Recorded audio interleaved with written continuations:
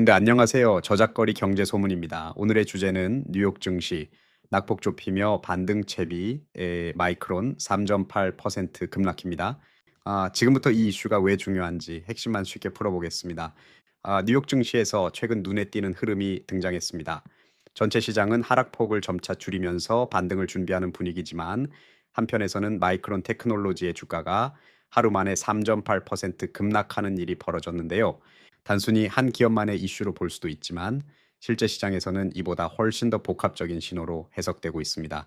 이어 이번 움직임은 단순한 기술주의 등락을 넘어 글로벌 반도체 업종과 시장 투자 심리, 그리고 미래 경제 정책 기대감까지 복잡하게 얽혀 있다는 점에서 의미가 크다고 볼 수 있습니다.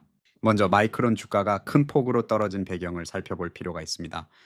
가장 큰 원인은 글로벌 반도체 수요의 둔화와 공급망 문제, 그리고 실적에 대한 우려가 동시에 작용했다는 점입니다. 최근 들어 반도체 산업은 PC, 스마트폰 등 주요 IT 상품의 출하량 둔화, 자동차 등 산업 전반의 경기 불확실성, 그리고 생산 및 물류 병목 같은 공급망 변수의 영향을 받고 있습니다. 마이크론은 이러한 부담을 직접적으로 받고 있는 대표적인 반도체 기업 중 하나로 실적에 대한 기대치가 점차 낮아졌고 그 결과 투자자들의 매도세가 급격히 유입됐습니다.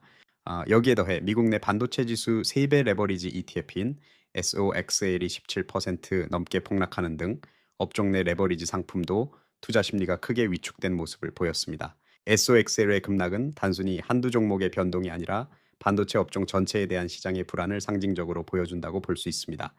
이 부분은 과거 2018년 반도체 쇼크 때와 유사한 양상으로 당시에도 글로벌 수요 둔화와 공급 과잉이 겹치면서 반도체 업종, 나아가 전체 기술주까지 부진이 확산됐던 바 있습니다.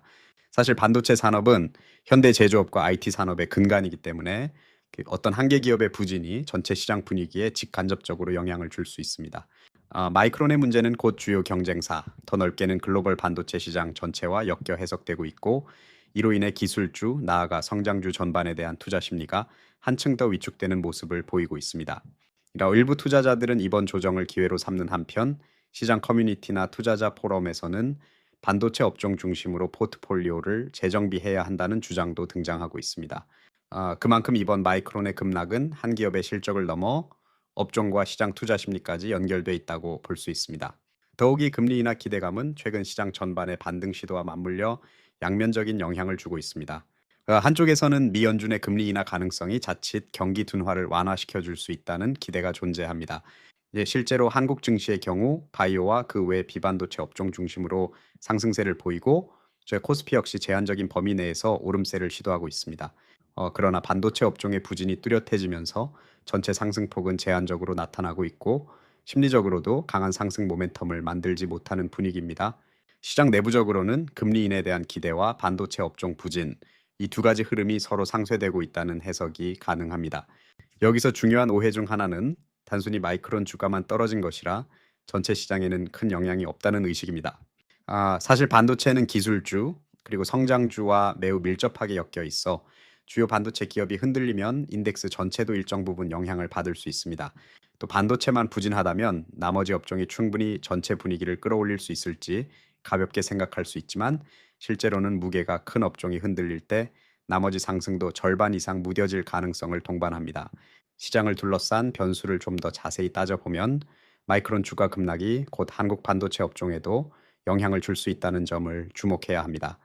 단기적으로는 미국 연관 뉴스에 따라 원화 환율이나 코스피 흐름도 변동성을 보이고 있습니다. 원화 환율은 달러 대비 다소 약세를 보이지만 큰 폭의 추가 하락은 아직 나타나지 않고 있습니다. 그리고 국제 유가는 특별히 큰 변동 없이 안정적 흐름을 유지 중이지만 미국 국채 10년물 금리는 4%를 넘어서며 긴장감을 보여주고 있습니다. 이처럼 미국과 한국 그리고 글로벌 증시는 서로 영향을 주고받으면서도 주요 업종이나 종목별로 차별화된 흐름이 나타나는 점도 체크할 필요가 있습니다. 물론 반대 시나리오도 존재합니다. 만약 미국의 금리 인하가 예상보다 더 빨리 그리고 강하게 이루어진다면 전반적인 시장 투자 심리는 단기적으로 크게 개선될 수 있습니다.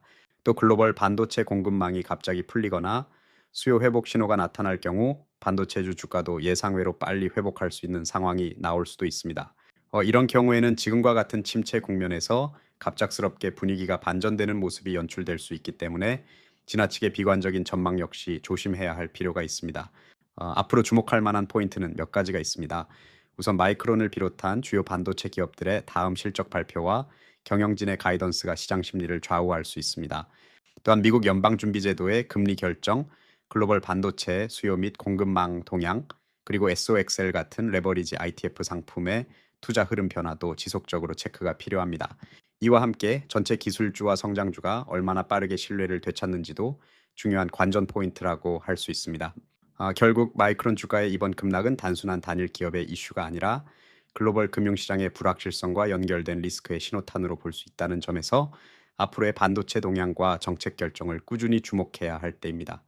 그럼 오늘은 여기까지입니다. 더 좋은 경제 상식을 계속 만나고 싶으시다면 구독, 좋아요, 알림 설정 부탁드립니다. 감사합니다.